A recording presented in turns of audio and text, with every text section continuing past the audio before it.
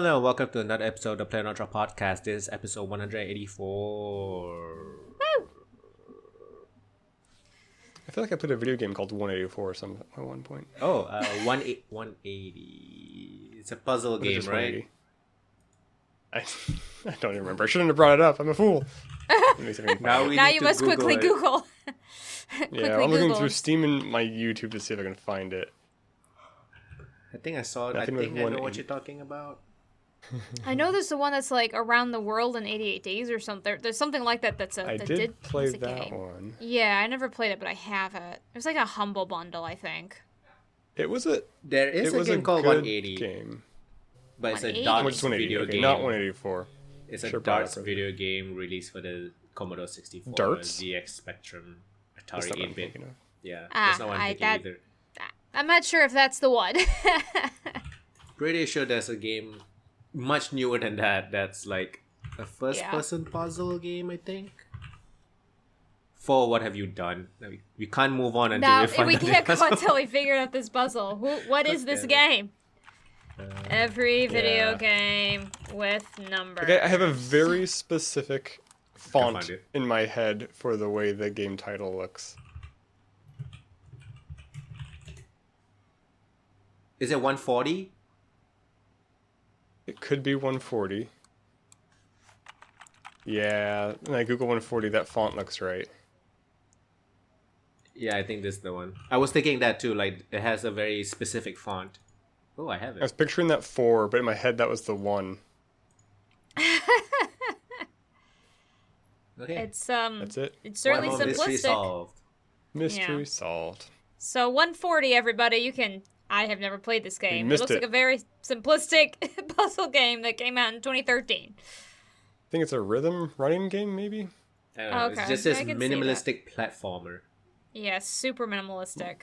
Like a bit.trip runner kind of thing. Sort of looks like, just from the art, like the minimalist look just looks like Thomas and Friends. Wait, what? Exactly. Thomas... If you showed me a screenshot, it seems like Thomas was alone or something like that. Thomas was alone, not Thomas and Friends.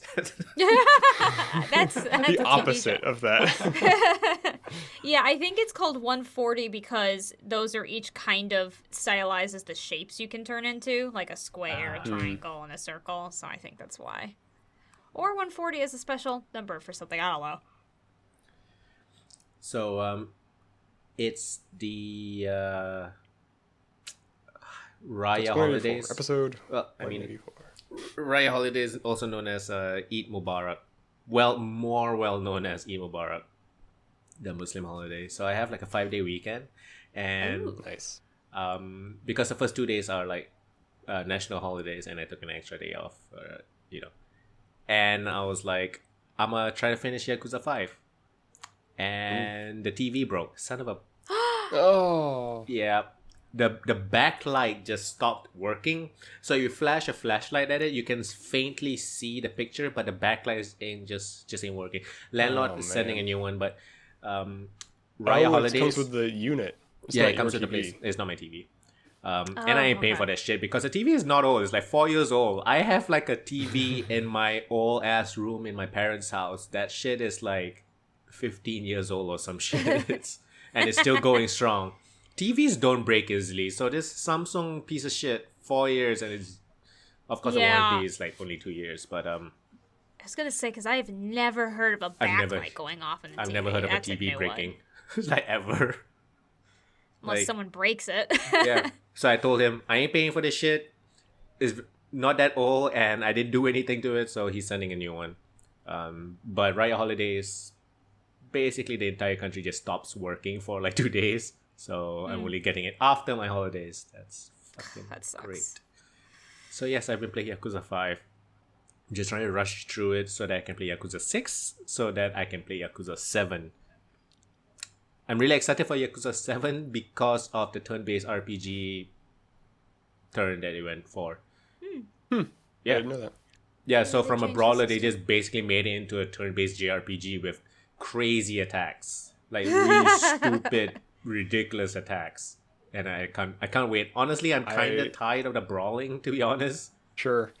I mean, honestly, I don't think people play Yakuza for the gameplay. They play it for like all the flavor around it.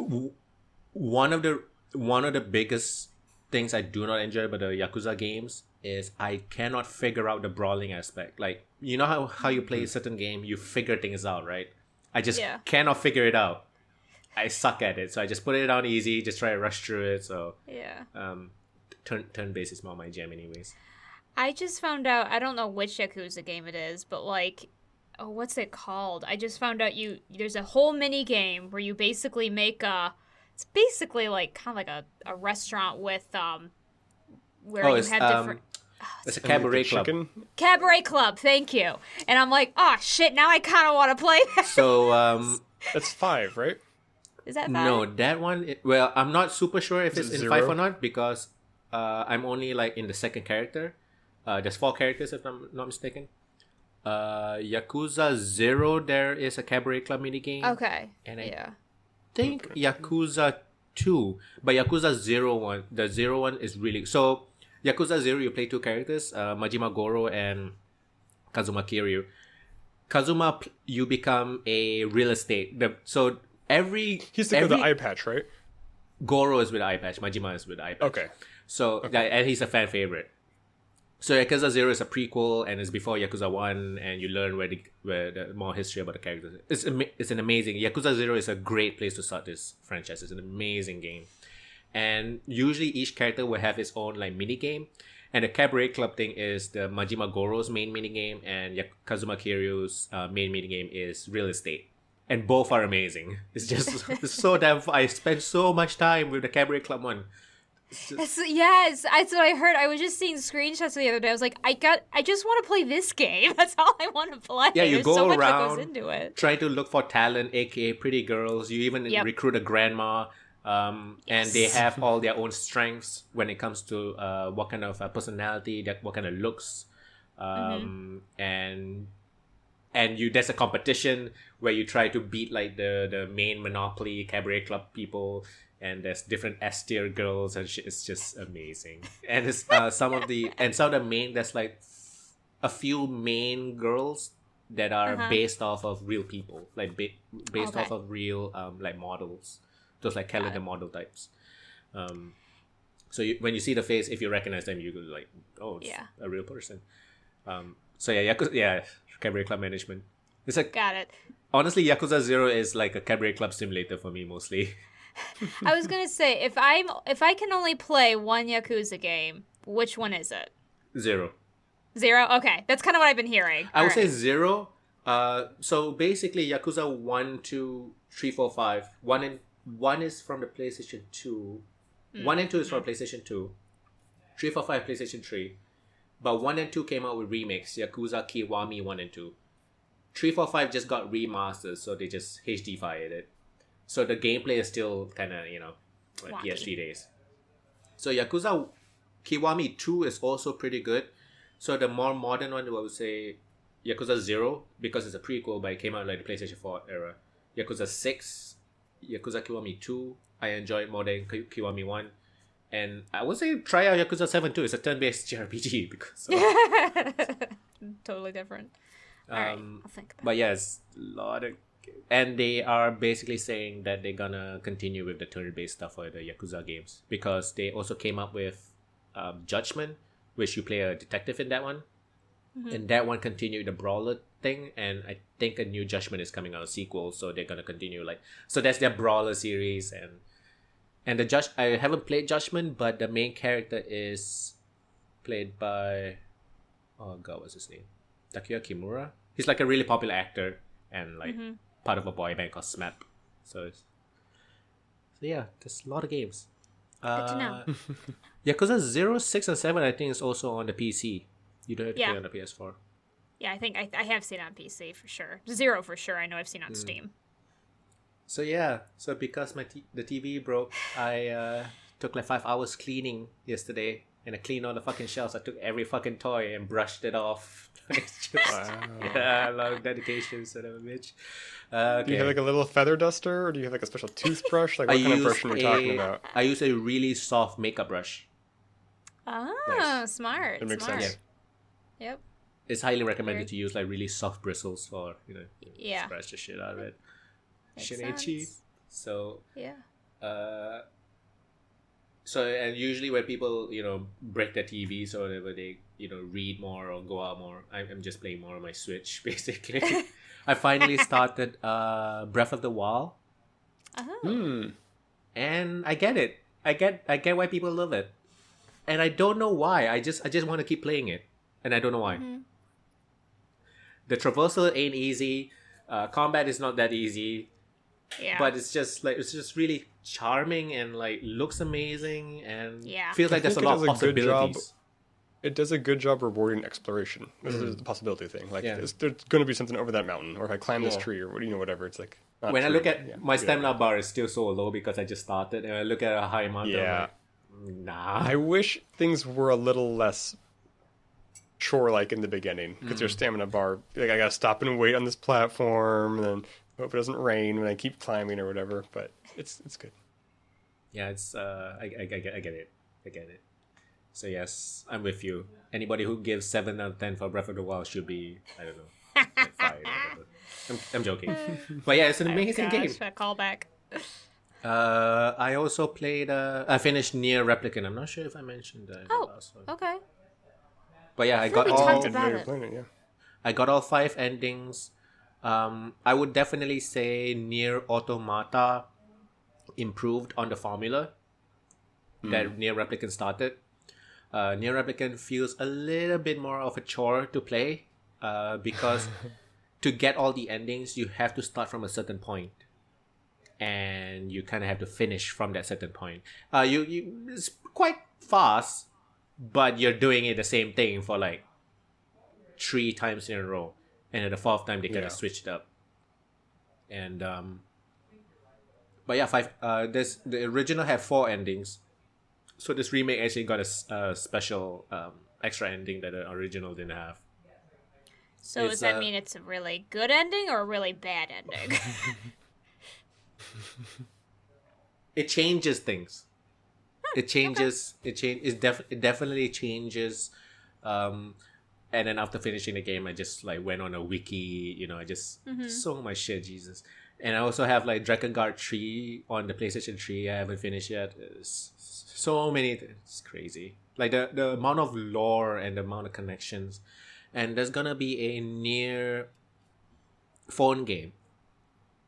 Reincarnation. I can't remember. It's like something. And iOS and Android. I'm not sure if it's paid or free to play, but it looks like a proper Nier game. Different characters. They're expanding the lore more. Right now, for Android and iOS, it's only open for pre-registration, so it's not really out yet. But it's only available in US, Europe, and Australia, I think. So I've got to wait for a global release if that ever comes. Got it. So yeah.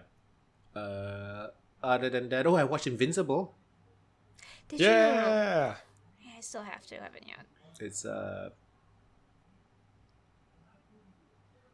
It's great. I love J.K. Simmons as Omni-Man. He's just so dad-like and fucking scary and menacing at the same time. It's just he's so good. He's so good. Part. Yeah. Honestly, I don't really like Invincible that much. The character. Sure. I mean, he's okay. Like he's not annoying, but it's like new hero discovering their powers. I've read it a million times at this point. But Omni-Man is like the highlight, and it's just I can't wait for season 2. Jesus, it's gonna take like 2 years or something. If I'm not mistaken, it's like at least 2022, if not 2023. Well, it got renewed for 2 more seasons, so hopefully they that's cool. came together a little more efficiently. Yeah, it's great. I don't want to spoil anything. It's hard to talk about. I imagine we'll be watching it at some point. Just because they gory. got. I know, yeah. It's the second goriest cartoon I've ever seen after Primal. Oh, I think I should check out Primal. I've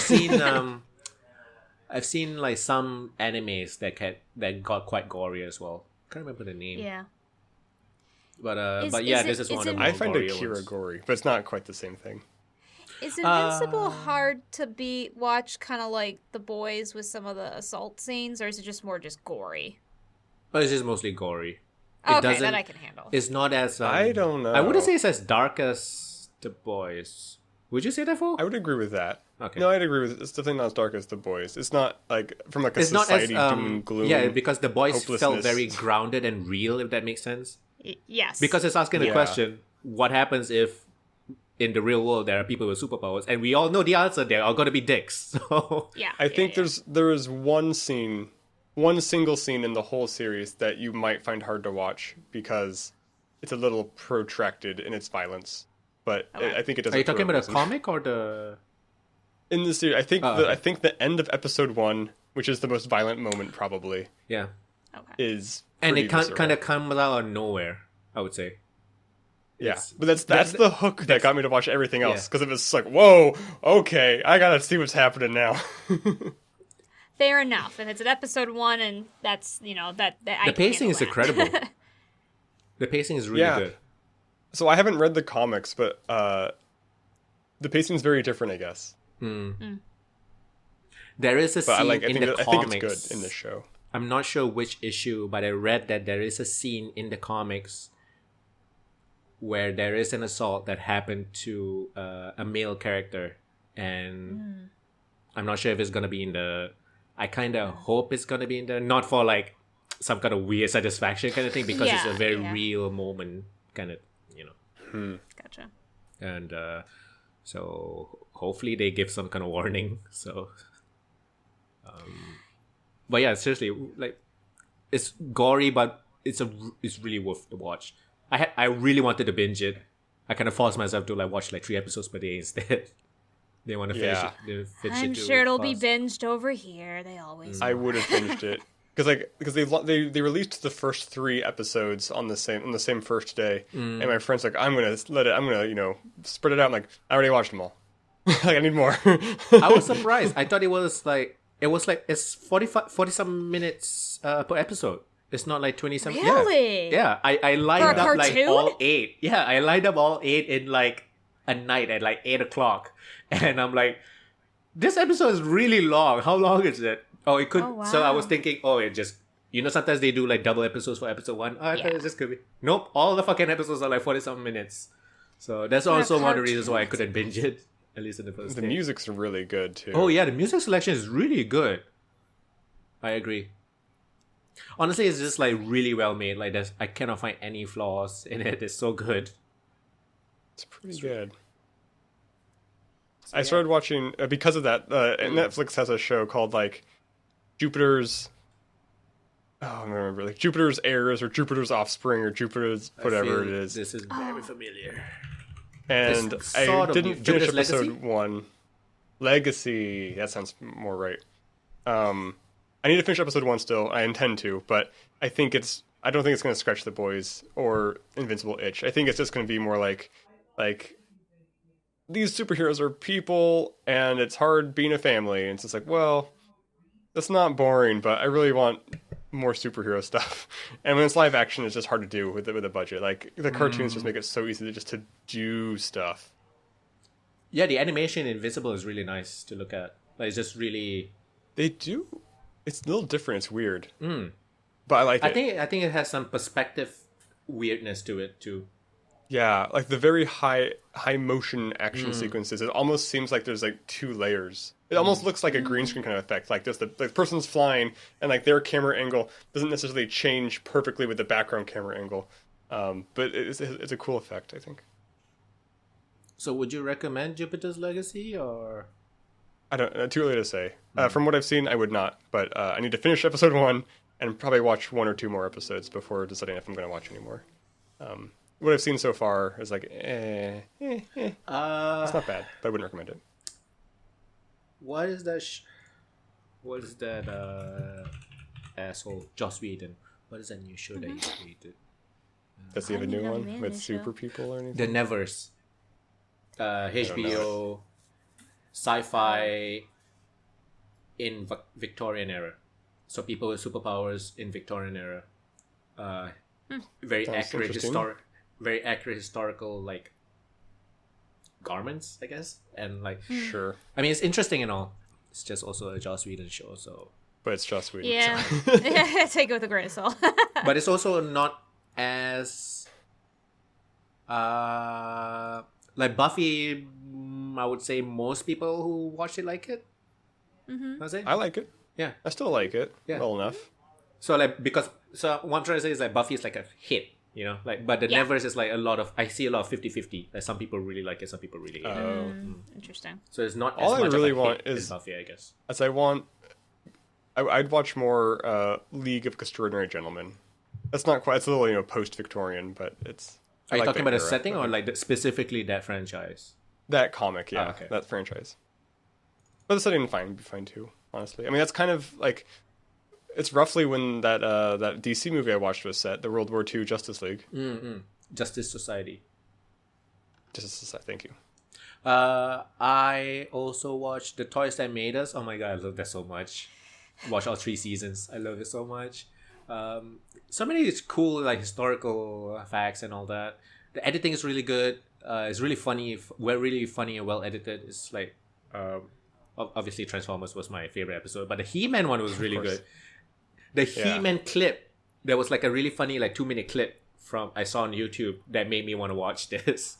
Is a part where he basically said like I don't fucking care if the tiger is as big as a horse, put a fucking saddle on him. That was really funny. So and it's just really cool to see how creative people can get when there's so much restrictions in terms of budget or whatever the case may be. Just people get so creative. And all these toy designers, they don't just draw, they also sculpt, and they're so fucking talented, man. Yeah. Well, like I remember, like one of the Star Wars guys was talking. Like, first he had to do something like immediately. So to make like a Jawa cloak, he just pulled his sock off and cut some holes in it and put it on the toy. Like it's a Jawa.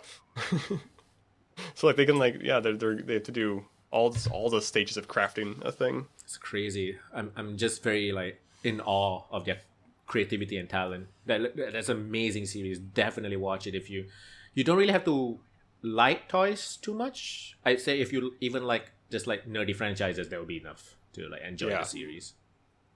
Yeah, because I still like the G.I. Joe episode or the My Little Pony episode or whatever. It's like, I mean, I don't have a stake in any of those things. Yep.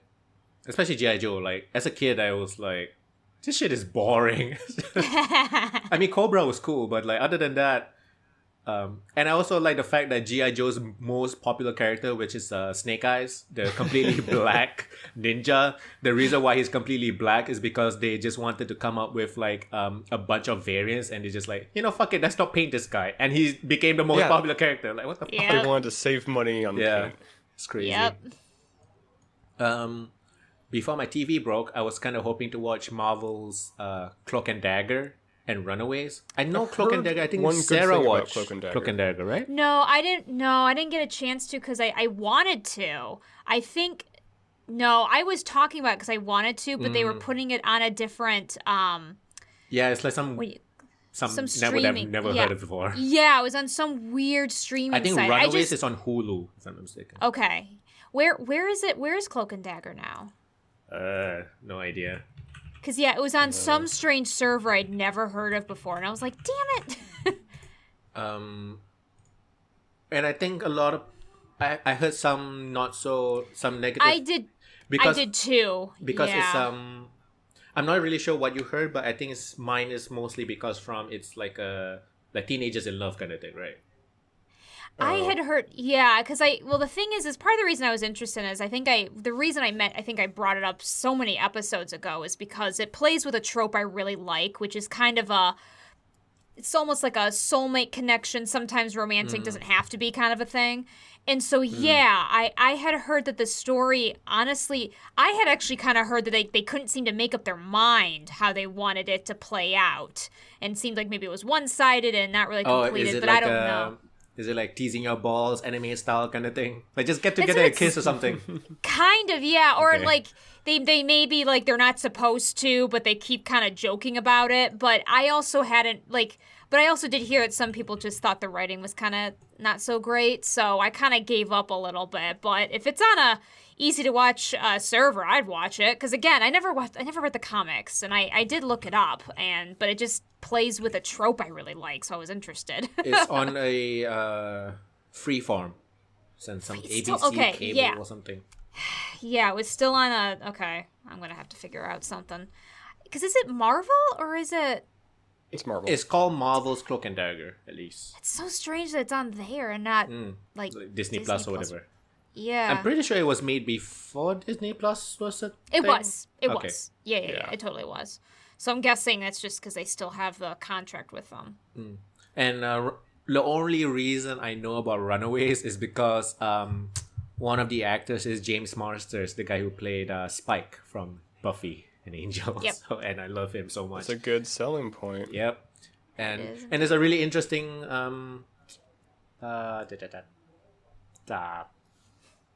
interesting premise.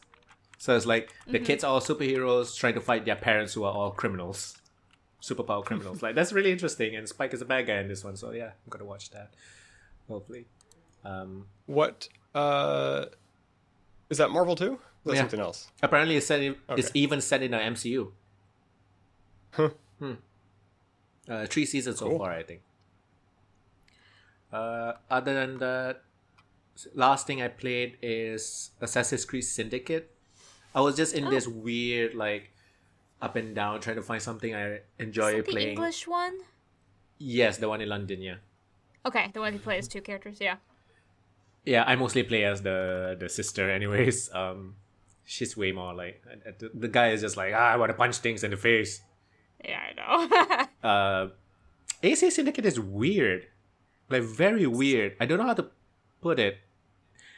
You know how like AAA games tend to be it has a lot of budget, a lot of people working on it. So sometimes like the details are something like indie developers can't reach, right? Because just because of the amount of money and the amount of people working on it, there's just like this polish and the amount of details on it. Like just in general, I'm not saying that indie games don't have that, but AC Syndicate feels like a very rushed product.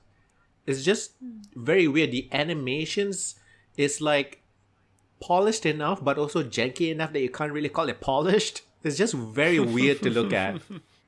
And there's like just and I feel like some ideas, they had like some really cool ideas, but they never really like flesh it out properly.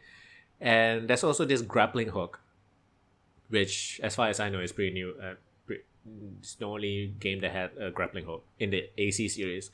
And it's cool because you get to just get up to a roof real quick, but you can also do like a zip line kind of thing.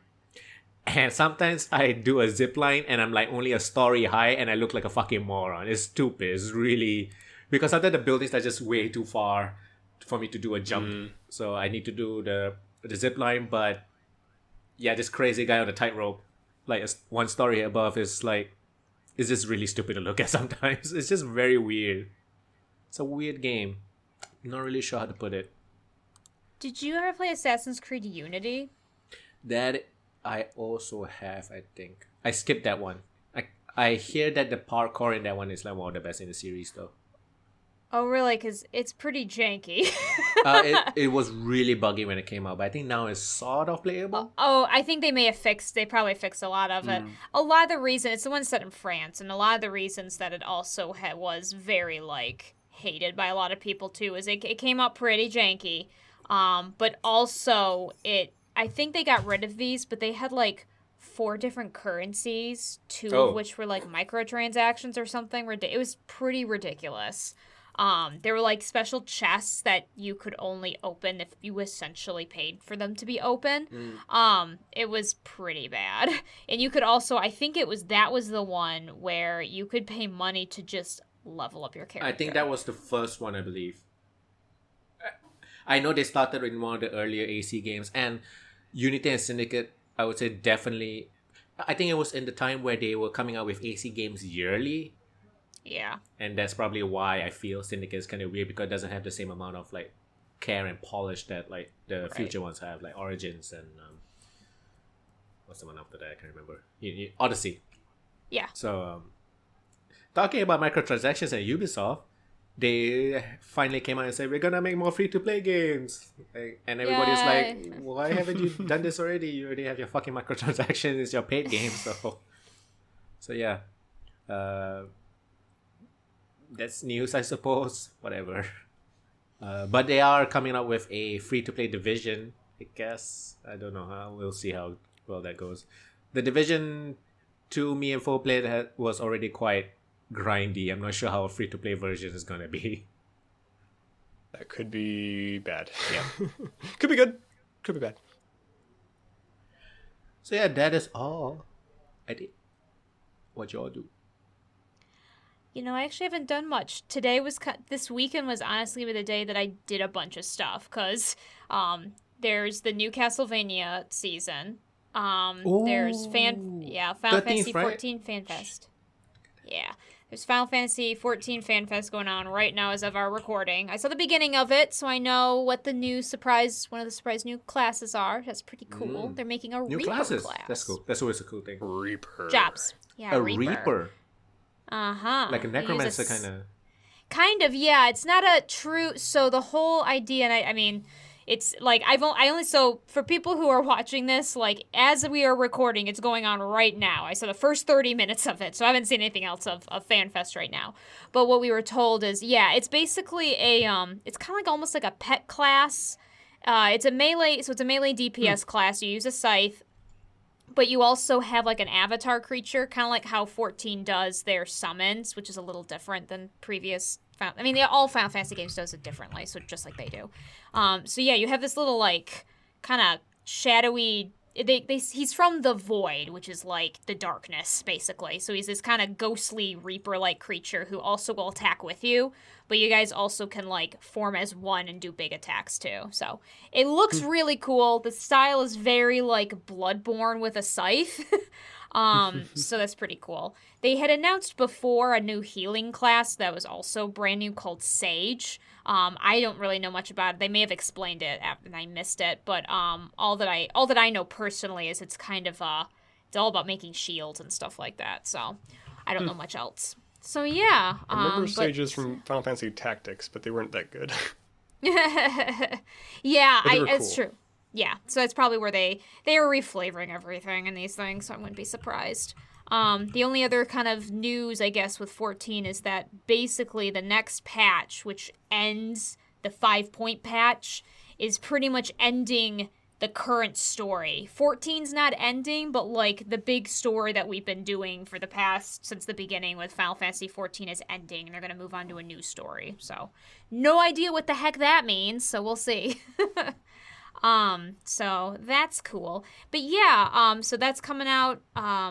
So yeah, I haven't been able to catch up on those things. I did watch The Bad Batch, the first couple episodes. I haven't watched the latest episode. It's fine. I don't know. I'm not like against it. They added they have like a new young character person. And I don't really know what her deal is. She's just kind of more annoying than endearing right now, but they've done that before and they're fine. They all start that way, right? They all start that way, so I'm just kind of like, I'll just wait. So, but it's fine. It's a Star Wars show. I like it well enough. But that's really it. I don't think I've actually done too much else because I think we were kind of like waiting for things to come out. So I was waiting for Castlevania to come out. And Loki's coming out in June, right? If I'm not mistaken. Yeah, Loki's going to be a few more weeks, so I think it's June, yeah. So waiting for that. But yeah, watching Castlevania. I hope it's a little... I wasn't a huge fan of Castlevania Season 3. I personally felt like the animation budget went really downhill. There were scenes that looked very obviously like they missed a few frames. Where there was a scene where, like, I swear it was like 5 seconds, and it felt like all I saw was maybe 10 frames of animation. It was very bizarre. Yeah, just some certain parts where I'm just like, okay, there was no smoothness between those two scenes.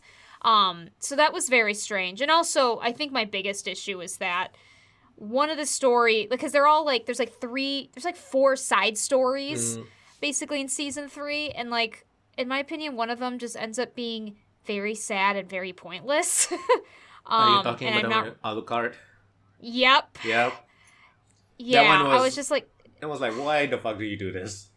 Yeah, I was like, what was the point of that? It was just sad. Like, I guess that's the whole point him. of the entire franchise. Like, it's just dark and sad all the time, I guess. Exactly, yeah. The part with, I'm sorry, the other 2 main characters, I'm really bad with names. But the other two main characters, their story, it had a weird twist that I don't fully get. I was like, are they trying to pull a pedophilia twist? What's going on here? So that was very bizarre. But that like ended pretty much how I expected. So like that didn't like depress me. That if anything, I was like, why are they so depressed? This is kind of how it goes, guys. And then the other two were fine. They're sad, but well, one of them I guess not really. He got what he wanted, and the other one was very, very sad. Rip Hector. Aw. Yeah, but that was my only thing. So I just, and the problem too is it's like it's a split the party moment, and so I'm hoping that season 4 will kind of bring everybody back together again, and we can actually do cool stuff. So season 2 is definitely my favorite right now. But we'll see. But yeah, that's all I really did. Haven't done a whole lot else, unfortunately. I've been very busy. What did you do, Fo? I've been playing a little more Valheim. This week was my last week at my current job, and I had nothing to do. So I basically just played Heroes of Might and Magic 3 all week, just for some nostalgia. I watched a movie, a recent movie called Barb and Star Go to Vista Del Mar. It's a Kristen Wiig film. I thought it was funny.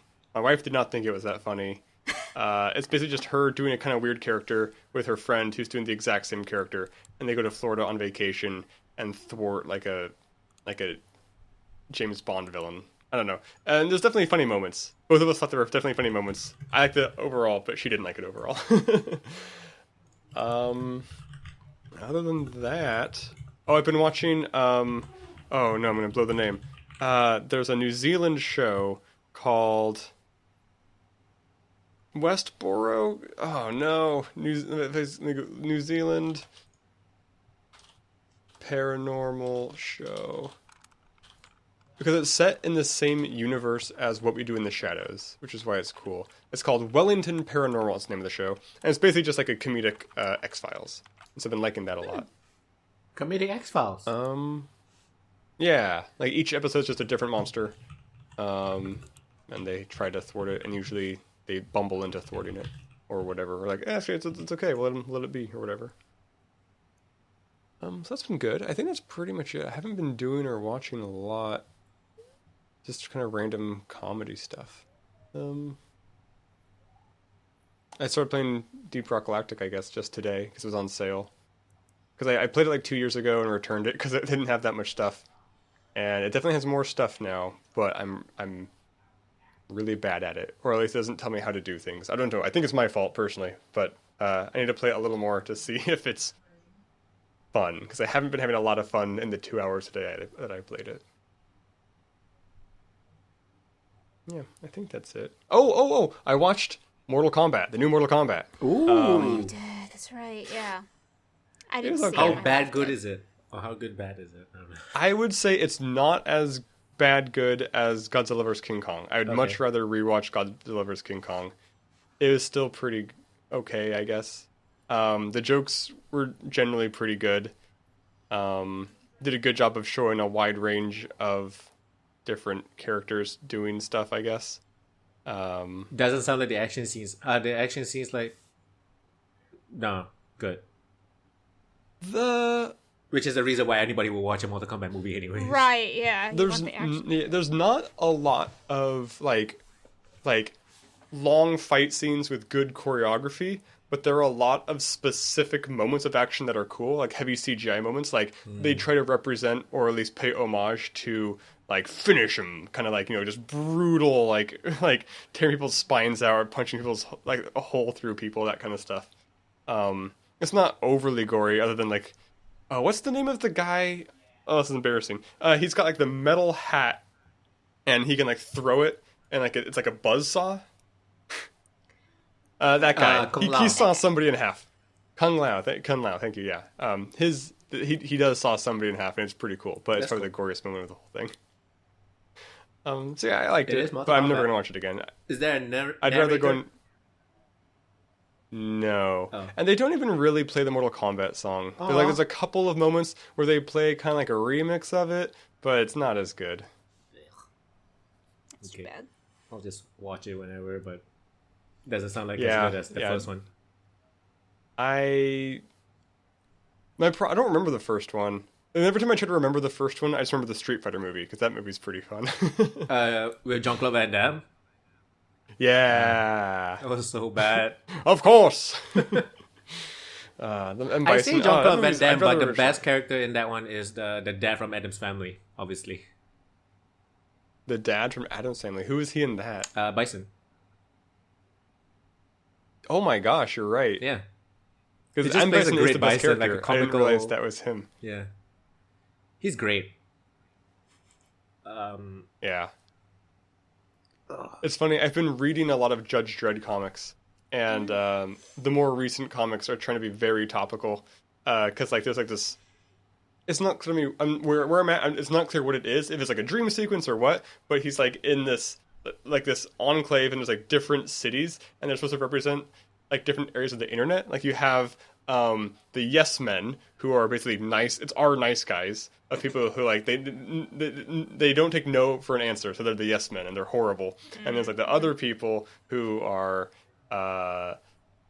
like, you know, they just like they consume commercials. Like I don't know, it's trying to be very social commentary-y, which I guess Judge Dredd always tries to do, but it's you know, it's interesting. I don't know. It's not as fun as older stuff, I guess, because it's not new. Like I've read parodies of these things before. Like you don't need to like do this, I guess. I don't know. Should we get in the news? I guess so. The first thing is, I completely forgot to bring this up, the last one. So this is not new. But there's a mod for The Witcher 3 called A Night to Remember. And it's a quest mod, and it's like 45 minutes or an hour amount. But it's like, you know, quest mods tend to be like the hardest to make, right? Right. They also have voice acting. And they got like a couple actors for some of the other roles. For the main character, Geralt, they got an AI to replicate Doug Cockle's voice for the main character. And that sounds illegal as fuck. Yeah, It that takes- sounds. Ooh, It takes. like I don't know the that. legalities of it, but it does not take much. It's only you only need like a couple minutes of voice samples to train this AI. Which is crazy. I I saw the trailer and sounded so like, if you didn't tell me, I was like, oh my god, they got Doug Cockle for the mod? That's cool. Yeah. But that's, I have. come on, man. I've heard of this technology like a couple years ago. It was people were kind of talking about it because the worry of, you know, not being able to basically fake, you know, snippets Over a of phone things call. people have said. Yeah, or even over a phone call, or just even Yeah. like news of Like- like someone said this, hey, you know, and being How have no would you real feel way if to somebody verify. take your It's voice? vocal deepfakes. Yeah, Yeah. basically. Somebody taking your voice and just like, you know, making you say things that you would never say. Yeah, no, that's awful. This I would not be surprised. this if- doesn't. I don't. I don't know if the law's equipped to handle it right now, though. Is the Yeah, problem. that's the That thing. is the problem. And I Yeah. tried to look for any sort of mention from the voice actor himself. I don't think he's aware. I'm not really sure. He's never said it. He Yeah. haven't said anything yet, and he's been tweeting like he.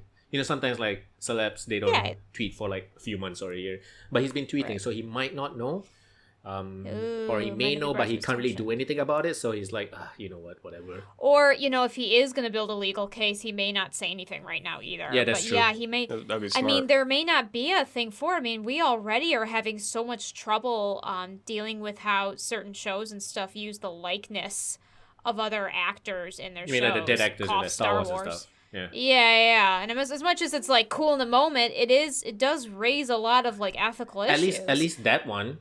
Well, I'm not really sure about the laws about how, like, do you still own your face after you? I guess not, but A lot of them, I believe, and I could be completely wrong. I think for the Star Wars one, they may have asked like the family kind of thing for. and I for hope the family permission. got paid for it or something. Hopefully, yeah. I don't really know the details, but I believe that's maybe what happened.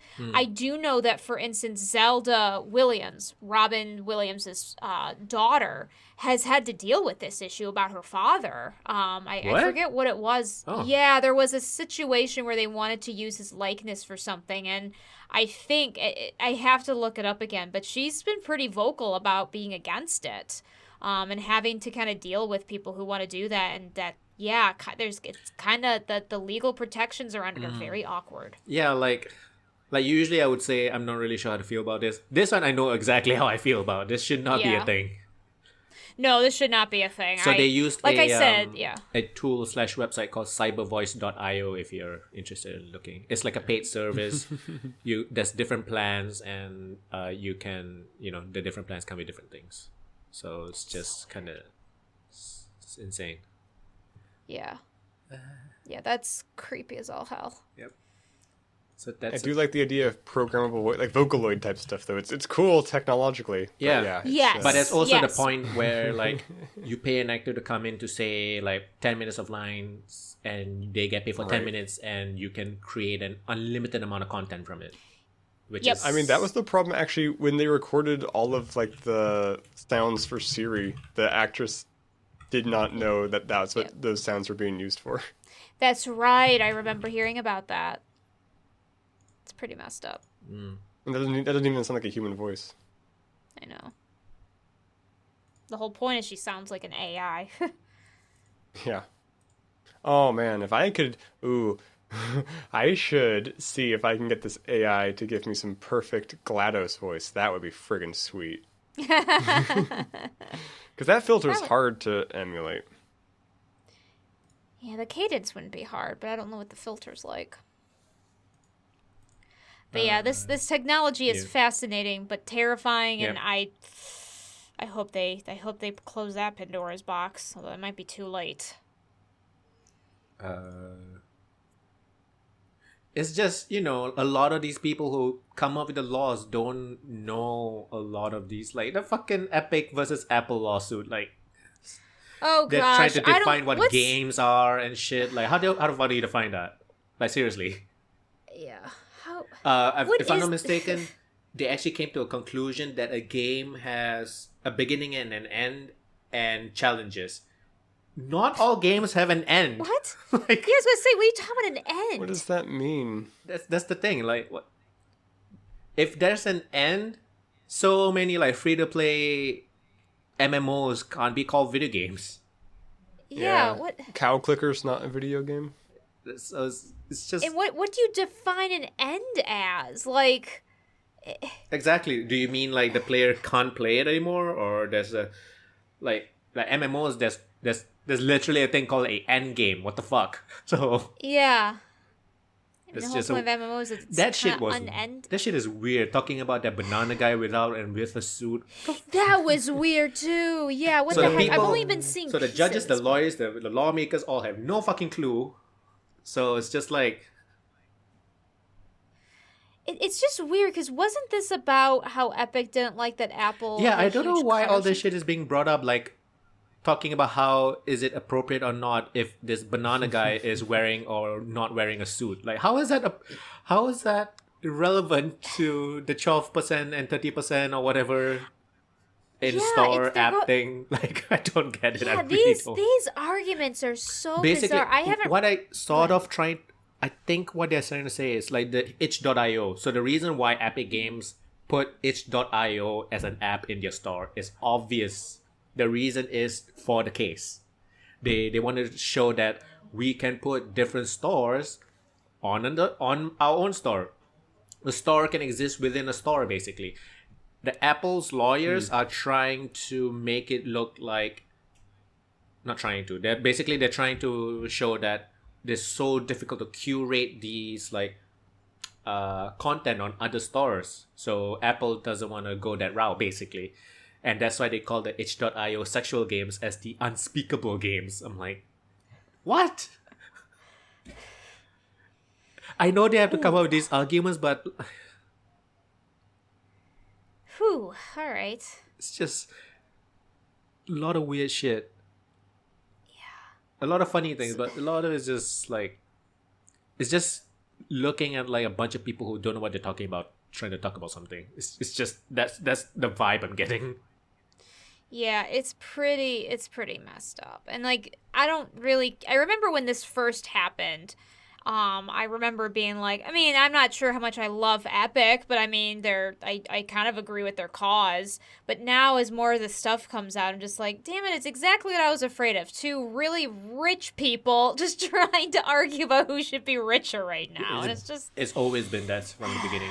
My biggest worry is all these things that Epic have done to build a strong case, like putting itch.io, handling multiple currencies, having regional pricing. I mean, regional pricing is a thing in the industry, but it's not like they didn't really have to do it. What else? 12% to developers versus 30%. Right. I'm really worried that if they lose their kit, I'm thinking they're gonna lose it. They would backtrack on all these things. Like, they don't have a case anymore, so why put up with it? You know what I mean? It's just that's my biggest worry. I mean, it'll probably be really bad PR, so they probably won't do it. But will the Epic Game Store still be a store if they lose? Like, would they still do this? Because they're spending a lot of money. One of the things that came out from this case is how much money they spent on getting those free game giveaways. They spent a lot. Oh, wow. Like a lot. And it's very different too. Like, so basically the threads I saw were by indie developers. And basically people saying indie devs should definitely be asking more. Some games were getting like 50,000 versus millions. And both are indie games too. So like there's also the fact that some indie developers just either don't know how to negotiate or don't know what they're worth. Right. Those kind of stuff. Oh yeah. That's a huge issue. So, I mean, there's a lot of interesting information coming out, but there's also, it shows how big of a disparity between like the, top and the bottom. Oh yeah. I'm not sure how long more this is gonna go. They usually tend to not be. I'm not really sure how long these things are, honestly. I mean, it's hard to say. In the American court system, it really depends. This is more of a civil case, so that's different. There's no jury present for it. It's just a judge who decides. So that's one thing that's going to make it not as long. You're not trying to get 12 or however many people to make a decision. But anything else, I mean, I think it's kind of until they run out of arguments, So it's...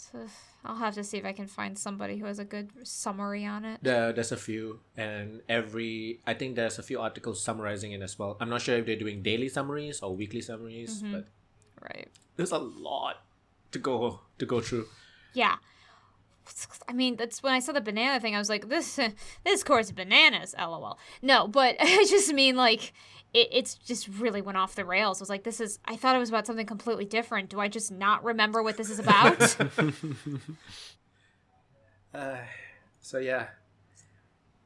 So basically Apple is trying to argue that bananas should have suits on. That's the main argument. Well, if they don't have suits on, then, it's bad for children. My favorite thing is that I think I shared this thread where it's the court case of them being like, well, what would be underneath the banana? It's a banana, ma'am. And someone, they're making the joke of like, if you peel the banana, what's underneath? And somebody, one of the commenters on the Twitter thread was like, man, this lawyer's going to lose their shit if they see this. And I guess it's one of the banana characters peeled, but it has like swim trunks on and sunglasses. Oh, no. It's a weird case. Super strange. What? Not really news, but apparently video games have replaced music as the most important aspect of youth culture. $180 billion in 2020. That's a lot of dollars. It's a lot of money. It's a lot of dollars. Oh, yeah. The PS5 shortage is to be expected until 2022. The Nintendo Switch is having trouble with continuing manufacturing. There's apparently also... There was like a shareholder call, one of those type of things from Nintendo, and they sort of like said, we are now focusing on the next iteration of the Switch. So more evidence that the Switch Pro is coming soon as well. Right. I feel like, didn't Sony...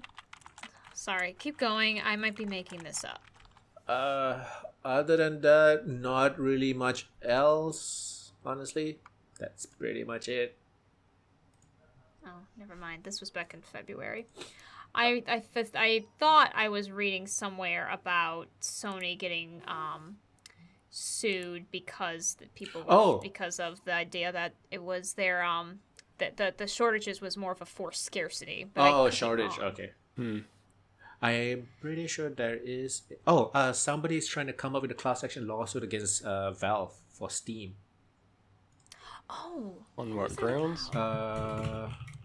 Like anti-compete stuff, or Class action Steam because of their price parity rules or something. Oh yeah, I think I linked a story related to that. Yeah, antitrust class action lawsuit by what's his name? Wolfire Games. They made what is Overgrowth.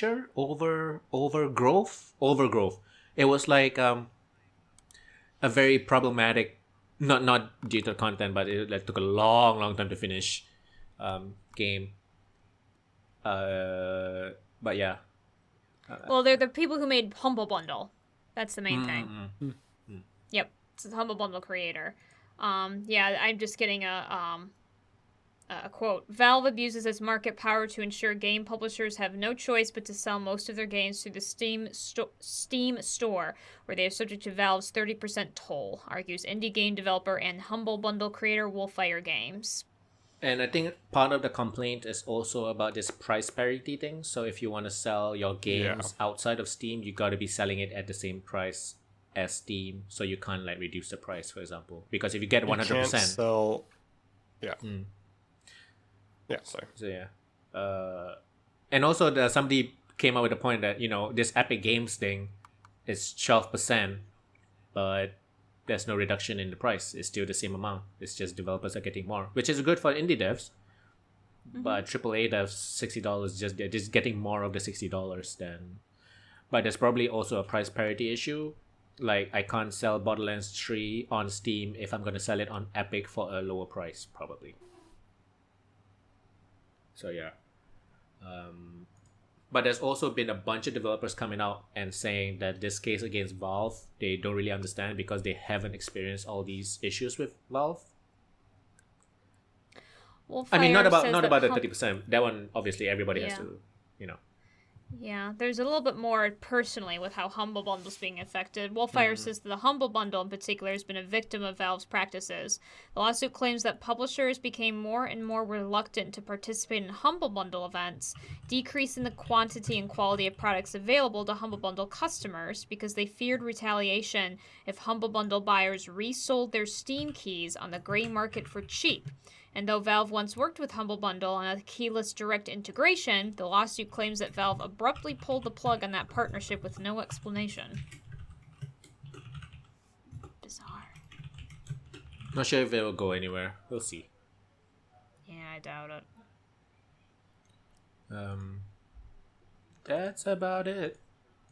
A couple of interesting new games coming out soon is this one is already out. Subnautica Below Zero 1.0 is coming out early access like today or tomorrow or something, like really soon. Fancy. And Biomutant is coming out May 25th, and honestly that game looks pretty good. I played it at PAX. It was pretty okay back then. I saw the gameplay trailer. They came out with They came out with a bunch of new trailers. Basically the same gameplay, but played on different systems. They want to be transparent on the performance, which is pretty cool. It reminded me of, did you ever play, what was that kind of like post-apocalyptic game that was like a retelling of like the Monkey King fable, like Journey West, or The Journey? It was like mocaptor voiced by Andy Serkis. Yeah. Journey to the West. Anyway, it reminded me a lot of Journey to the West, whatever it was. The look of it. I think it's a little smoother combat-wise. But again, also, I played it. This was like 3 years ago, or at least 2 years ago. Which was roughly when it was announced, if I'm not mistaken. They had a lot of time in the oven. Enslaved Odyssey to the West. Enslaved Odyssey. Very underrated game.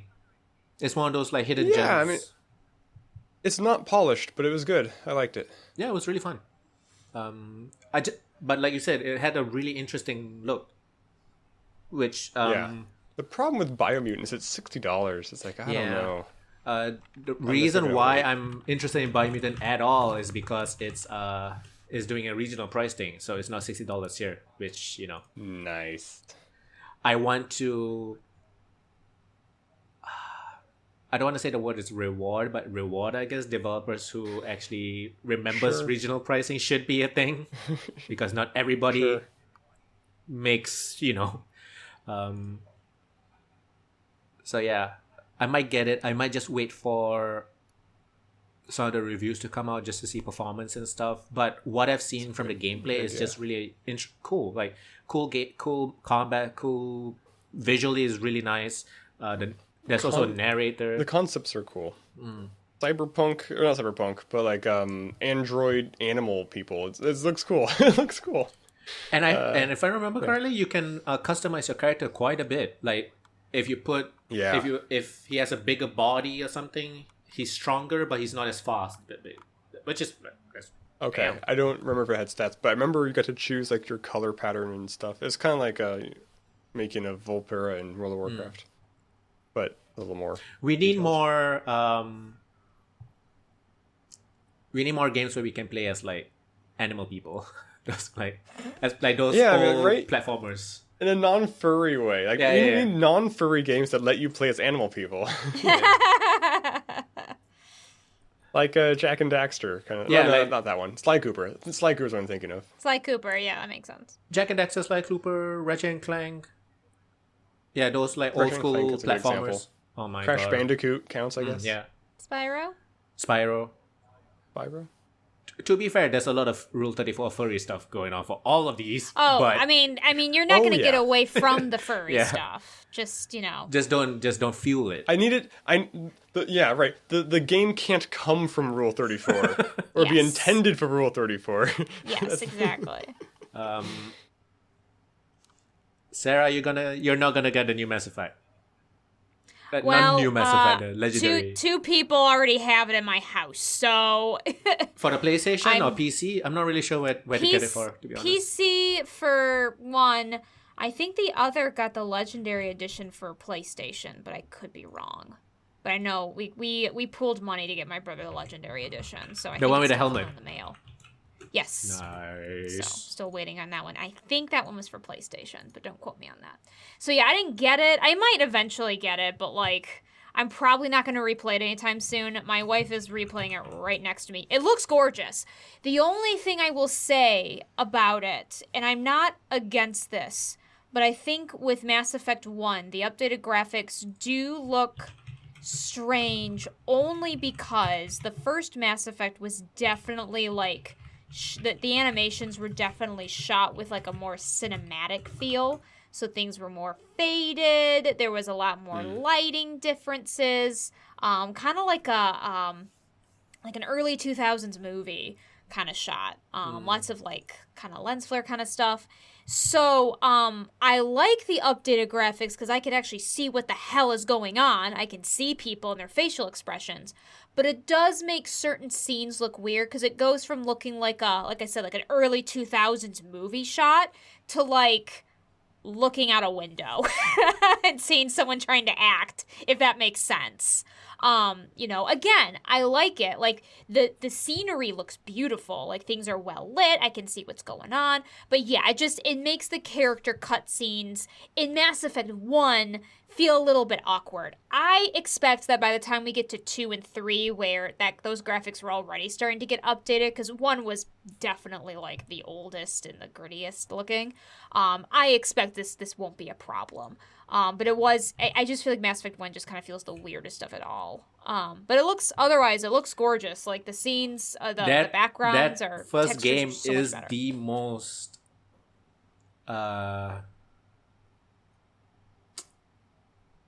the fans are most torn about that one. Yep. Some love it, some hate it, which is it's a really it's not a new game. It's quite old. It's quite old. Very janky, even for its time. Yeah, I mean, I played it back in high school, so Mm. it's at least 10 years old, if not older, to be Yeah, I honest think it with came you. out like it's more 2007, I 15. think. Yeah, I think it's more, yeah, exactly. It's one of the more like earlier PS3 games, 15. if I'm not mistaken. Well, I mean, for- Xbox, actually. It was an it's Xbox for that- 360 for exclusive. for the generation. I mean, it's one of the Yep. earlier games It was- for that generation. It was, yep. It was an exclusive for the 360, one of the earlier ones, one of their big, like, Mass Effect, play it! It literally was the reason we got a 360 in this house, because we're a PlayStation family, and it's the only Xbox system we have. We literally got it for that game, so, it's interesting. But yeah, I can see why people are torn for that exact reason. Again, I'm glad they did it, because, again, I mean, like, it needed a remastering. The old game didn't load textures correctly. I'm sorry. There are parts whose people's faces just don't look right.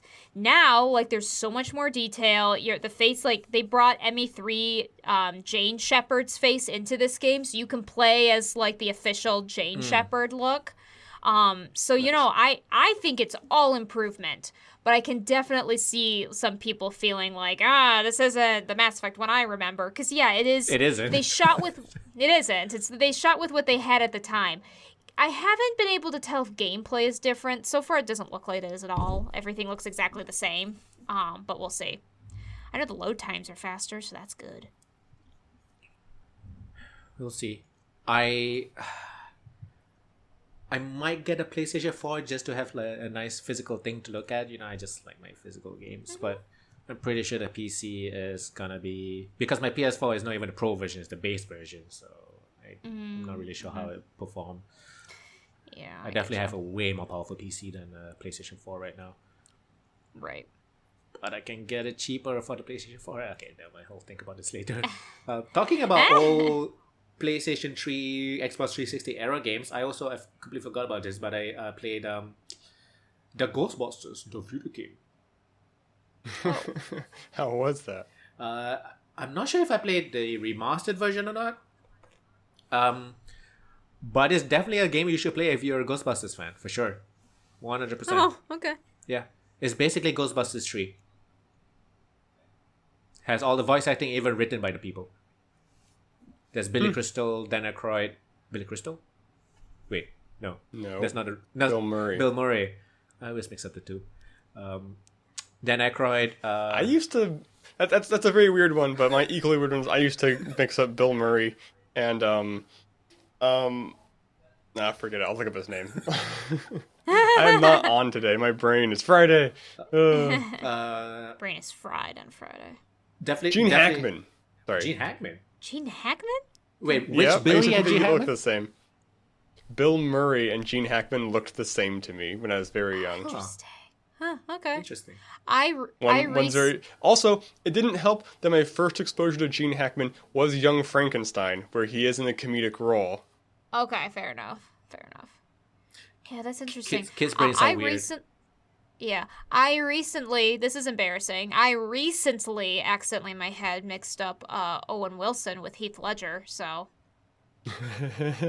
That's a weird one. That's a weird one. To be Especially fair, all right. their younger versions, though, I mixed their one younger up. versions are both, like, long blonde hair, like, Beach Boy, early 2000s guys, so Did you just on. mix up Owen Wilson and Matthew McConaughey? I did. Well, I was really, really quickly trying to be like, what would one of them like? And what I mixed up was not the people. I mixed up all right with wow. Yeah. It's just the two little things I mixed up in my head. That's Because like, funny. what would the Joker say if they were playing with that character? Like, oh wow, we gotta kill the Batman. Wow. I don't know. The pencil disappeared. Yeah, I no, watched the an reason Owen I Wilson mixed... Joker, I think. Yes, exactly. Well, I don't love Owen Wilson, but I'm looking forward to seeing him in Loki. Loki, so am I. I didn't even recognize it was him. Who I was was he like, playing? that's Owen Wilson. I didn't He even plays know. like the Loki's boss in the Time Yeah. Guild, whatever they're called. Yep. Yeah, the embarrassing moment came up with my other podcast because we were talking about, like, when's the last time we saw Owen Wilson? Because, like, I didn't recognize him in the trailer. Someone had to tell me it was him. And people were naming off older movies. And I was like, what's the movie I last saw him in? And the answer was actually Marley and Me. But the answer I thought it was A Knight's Tale. And I went, oh, wait. Wrong guy. I think that is very, very flattering to Owen Wilson. That mistake. Anyway, we were talking about... on the topic of old things, I'm actually rewatching Berserk, the old 1993 anime. And speaking of things without animation, that show gets a lot of mileage of just having very detailed images that the camera like pans across or zooms in on or something. Like, there's a lot of very still frames where just the camera's moving that they didn't want to animate anything. And it kind of works. It gets its character, I guess. But, more animation would be nice too. Someday they'll do it. Isn't that the show that people have been wanting to finish? CGI. Yeah. So yeah, play the Ghostbusters if you're a Ghostbusters fan, definitely. There's a remastered version out on all the modern systems, if I'm not mistaken. But originally it was a game for the PS3, Xbox 360 era. So it has, even if it's remastered, all it means is just more HD and the back then all those games had a very realistic look. It's all this muddy and it's just the colors all just bleh. Even the colorful games of that era, a lot of it was just muddy looking. I'm not sure why that was the thing back then. But it's fun. It's you also have access to 4 different rays, so that's cool. And you can upgrade and stuff. I wonder if it's canon. Oh yeah, no idea. And you have to throw the trap down and then position the ghosts around near the trap so that it gets sucked in. It's pretty cool. It's fun. I would say the game is a little bit longer than it should be though. Just by a mission ish. Yeah, I'm that's no more news. I don't think I have anything else either. I think we can wrap up. All right, let's do the thing. Do the thing. This is Sarahscopic, SARAHSCOPIC. I'm mostly on Twitter these days, but you can also see me on my other show, RNG and T. We also have a monthly podcast, and we need to get back to streaming, but we haven't because all of us are busy. Hit me up. And I'm Foehamner. This weekend I'm going to record more Black Sad, so that should be coming out pretty soon. Ooh. Pupunoob, Pupunoob, you know where. This has been episode 184 of the YourToyRobot podcast. Thank you very much for watching this. We'll see you next time. Bye-bye. Bye. Bye.